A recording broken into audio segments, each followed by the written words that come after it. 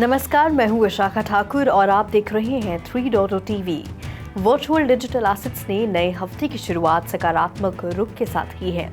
ये demand supply dynamic है जो कि बिटकॉइन, इथेरियम और अन्य प्रमुख प्रोटोकॉल की कीमतों को बढ़ा रहा है। हालांकि विश्लेषक सावधानी बरतने का आह्वान कर रहे हैं क्योंकि उन्हें लगता है कि मौजूदा रैली बहुत तेज है और उम्मीद है कि कीमतों में गिरावट के बाद गिरावट आएगी। बिटकॉइन मार्केट कैप के हिसाब से सबसे बड़ी क्रिप्टो करेंसी हाल ही में पिछले 24 घंटों में 3% की बढ़त के साथ $63,651 पर ट्रेड कर रही थी।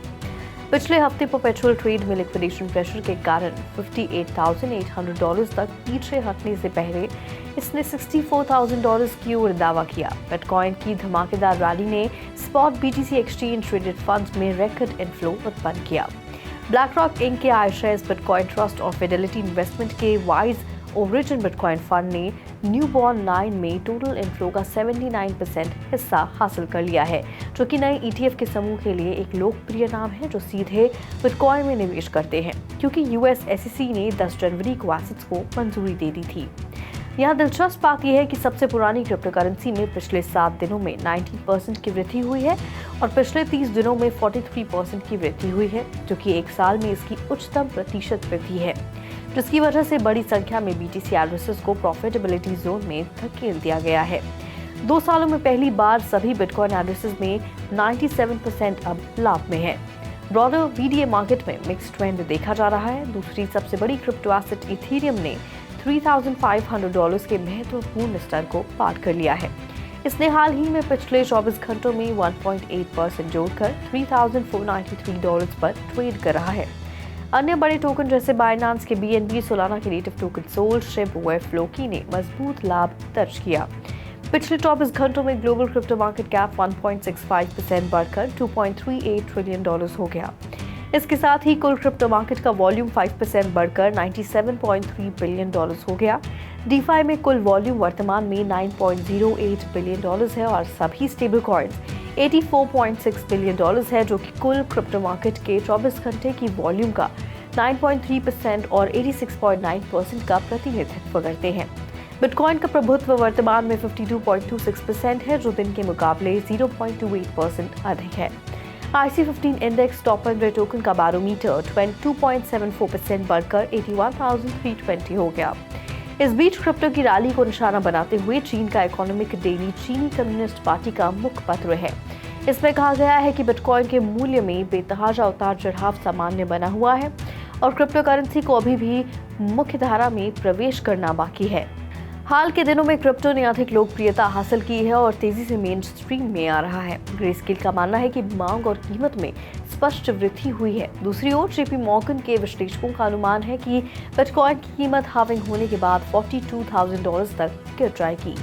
इथेरियम मीम कॉइन्स ने फरवरी में ट्रेडिंग वॉल्यूम में 60% की वृद्धि का अनुभव किया, जो कि $6 बिलियन से अधिक तक पहुंच गया। $1 बिलियन से अधिक के मार्केट कैप वाले इन कॉइन्स की कीमतों में वृद्धि देखी गई। पेपे, शिप और डोज में उल्लेखनीय वृद्धि देखी गई। इथेरियम, MOG और ग्रोक के छोटे मार्केट कैप्स में जनवरी से फरवरी में 920% और 172% की वृद्धि हुई। मीम कॉइन्स का मूल्य प्रदर्शन इस बात पर आधारित है कि मीम क्रिप्टो ट्रेडर्स के साथ कितने अच्छी तरह मेल खाता है। दिसंबर में सोलाना मीम कॉइन ट्रेडिंग पर हावी हो गया, लेकिन अब वॉल्यूम इथेरियम मेननेट पर वापस शिफ्ट हो गया है। मीम कॉइन्स अन्य चेन्स पर भी सफल रहे हैं। सोलाना का डॉग विथ हैट वेव एक सर्वकालिक उच्च स्तर पर पहुंच गया है और बेस का नेटिव मीम कॉइन दोषी एक सर्वकालिक उच्च स्तर पर पहुंच गया।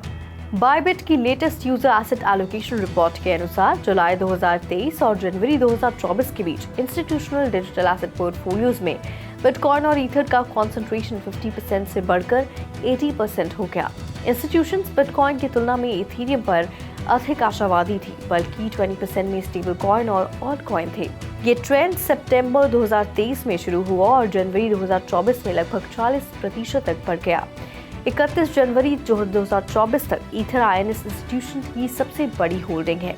ईथर को अधिक एलोकेशन इंस्टीट्यूशंस द्वारा इथेरियम पर डेनकन अपग्रेड के सकारात्मक प्रभाव की आशंका के कारण हो सकता है। 2023 में इसके खराब प्रदर्शन को देखते हुए 31 जनवरी 2024 तक BTC और ETH में रिटेल इन्वेस्टर्स का कंसंट्रेशन एवरेज 35% था, जो कि उनके अनुरूप है। डिस्टिंक्ट इन्वेस्टमेंट स्टाइल जो ऑल्टकॉइन और कैश या स्टेबल कॉइन को प्राथमिकता देता है। Lower average concentration retail investors के बावजूद रिटेल इन्वेस्टर्स इथेरियम की तुलना में बिटकॉइन पर अभी भी अधिक उत्साहित हैं। इथेरियम ब्लॉकचेन के लिए लेयर 2 स्केलिंग सॉल्यूशन प्रोवाइडर ताइको ने सीरीज ए फंडिंग राउंड में $15 मिलियन जुटाए हैं, जिससे कि 3 राउंड में उसकी कुल फंडिंग $37 मिलियन हो गई। इस दौर का नेतृत्व Lightspeed Faction, Hashed, Generative Ventures और टोकन बे कैपिटल ने किया था, जिसमें कि Wintermute Ventures, Presto Lab, Flow Traders, ओम्बो ग्रुप, ओकेएक्स वेंचर्स, GSR और WW वेंचर्स सहित अन्य इन्वेस्टर्स शामिल थे। ताइको एक इथेरियम इक्विवेलेंट के रोल प्रदान करता है, जो कि एक लेयर 2 चेन है और इथेरियम जैसे मेन या बेस ब्लॉकचेन पर बसने के लिए फास्टर और चीपर ट्रांजैक्शन प्रदान करती है। जी के शब्द जीरो नॉलेज क्रिप्टोग्राफी को संदर्भित करता है, जो कि ब्लॉकचेन डिजाइन में एक ट्रेंड है। ब्लैकरॉक के iShares बिटकॉइन ट्रस्ट ने इस हफ्ते अपने ट्रेडिंग वॉल्यूम और इनफ्लो दोनों रिकॉर्ड तोड़ दिए हैं। इसकी क्रिप्टो होल्डिंग्स बढ़कर 161,000 बिटकॉइन हो गई है। फंड का प्रदर्शन अन्य स्पॉट बिटकॉइन ETF के लिए मंदी और ग्रे स्केल के बिटकॉइन ETF से एक महत्वपूर्ण आउटफ्लो के साथ बिल्कुल विपरीत है। ब्लूमबर्ग के विश्लेषक जेम्स इफात ने सोशल मीडिया पर साझा किया कि IBIT ने अकेले ही GBTC से $600 मिलियन के आउटफ्लो की भरपाई की और $92 मिलियन प्राप्त किए। IBIT ने केवल 7 हफ्ते में ही $10 बिलियन की एसेट पार कर ली है। मंगलवार को IBIT ने $520.2 मिलियन के नेट इनफ्लो के साथ अपनी ही रिकॉर्ड तोड़ दिया और अगले दिन इसने $612.1 मिलियन का इनफ्लो आकर्षित करके अपना रिकॉर्ड फिर से तोड़ दिया। IBIT ने इस हफ्ते अपनी ट्रेडिंग वॉल्यूम रिकॉर्ड को भी तोड़ दिया, जो कि सोमवार को $1.292 बिलियन, मंगलवार को $1.357 बिलियन तक पहुंच गया। US securities and exchange commission ने 10 जनवरी को 11 स्पॉट बिटकॉइन ETF को मंजूरी दी और उनमें से 10 ने अगले दिन ट्रेडिंग करना शुरू कर दिया। सामूहिक रूप से 10 अमेरिकी स्पॉट बिटकॉइन ETF में गुरुवार को केवल $92.4 मिलियन का इनफ्लो देखा गया। पहले बिटकॉइन ETF के लॉन्च के बाद से बढ़ी हुई पहुंच और लेजिटिमेसी के कारण बिटकॉइन का मूल्य 35% बढ़ गया है। बिटकॉइन की कीमत 10 जनवरी 2024 को $46,106 से बढ़कर 1 मार्च 2024 को $62,500 हो गई, जो कि केवल 2 महीनों में 35% की वृद्धि है। US सिक्योरिटीज रेगुलेटर ने 10 जनवरी को ETF को मंजूरी दे दी, जो कि क्रिप्टो इंडस्ट्री के लिए एक महत्वपूर्ण क्षण था। क्रिप्टो इंडस्ट्री के विशेषज्ञ बिटकॉइन की निवेश संभावनाओं के बारे में आशावादी बने हुए हैं। उन्हें उम्मीद है कि आगामी बिटकॉइन हाल्विंग घटना से कीमतों में बढ़ोतरी जारी रहेगी। ब्लैकरॉक ने iShares बिटकॉइन ट्रस्ट ETF के ब्राजीलियन डिपॉजिटरी रिसीट्स को लॉन्च करने के लिए ब्राजील के B3 स्टॉक एक्सचेंज के साथ साझेदारी की है, जो कि ब्राजीलियन क्रिप्टो करेंसी ETF बाजार में अपना पहला प्रवेश है।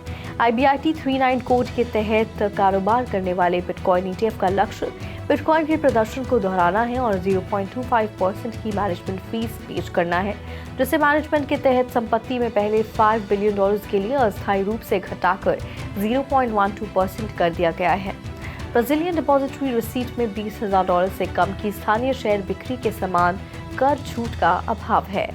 मैराथन डिजिटल ने अपनी बैलेंस शीट पर ड्राई पाउडर का उपयोग करके 2025 तक अपनी डिप्लॉयड हैश रेट को दोगुना करने की योजना बनाई है। कंपनी की बैलेंस शीट में $1 बिलियन मूल्य के अनरिस्ट्रिक्टेड कैश और बिटकॉइन शामिल हैं, जिसमें कि $319 मिलियन नकद और 15,741 बिटकॉइन शामिल हैं। CEO फ्रेड थियल ने इसका उपयोग अपने व्यवसाय को बढ़ाने के लिए के कारण ही योजना बनाई है। हर 4 साल में होने वाली बिटकॉइन हाल्विंग घटना से अप्रैल के मध्य में बिटकॉइन माइनर्स के लिए प्रति ब्लॉक रिवॉर्ड 6.25 BTC से घटकर 3.125 BTC होने की उम्मीद है।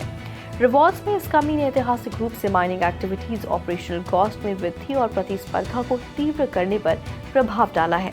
जनवरी में अंत में मैराथन डिजिटल का सक्रिय हैश रेट 26.4 एक्साहैशेस पर सेकंड था। बिटकॉइन माइनर्स ने फरवरी में 4,446 ब्लॉक्स की खोज की, जिससे कि $1.39 बिलियन की कमाई हुई, जिसमें कि $71 million on chain transaction cost से आए।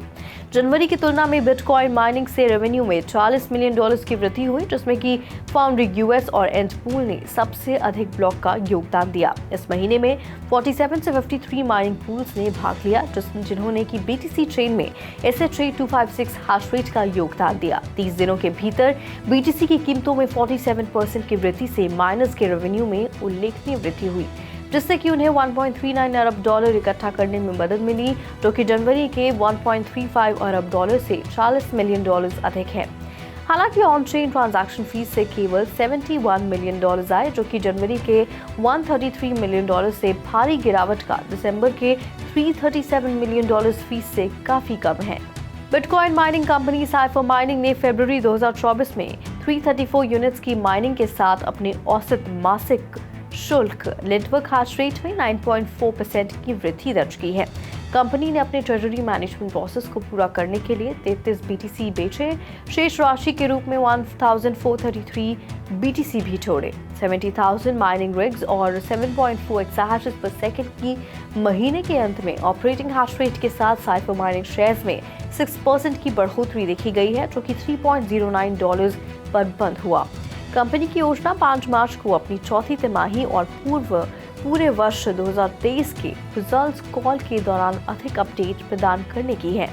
बिटकॉइन माइनिंग इकोसिस्टम अपनी बैलेंस शीट पर लिस्टेड 9,000 बिटकॉइन का उपयोग करके अपने शॉर्ट टर्म एक्सपेंशन के फाइनेंसिंग को भी एक्सप्लोर कर रहा है। इन अनिश्चितताओं के बावजूद अधिकांश माइनर्स लाभ कमा रहा है, क्योंकि इस सप्ताह की शुरुआत में बिटकॉइन की कीमत $63,000 तक बढ़ गई है, जो कि वर्तमान में $62,521.34 है, जो कि पिछले 24 घंटों में 2.02% अधिक है। आज के लिए बुलेटिन में फिलहाल इतना ही। ऐसी ही वेब3 से जुड़ी ताज़ा अपडेट्स के लिए लॉग ऑन करें हमारी वेबसाइट www.3versetv.io पर या फिर स्कैन करें QR कोड।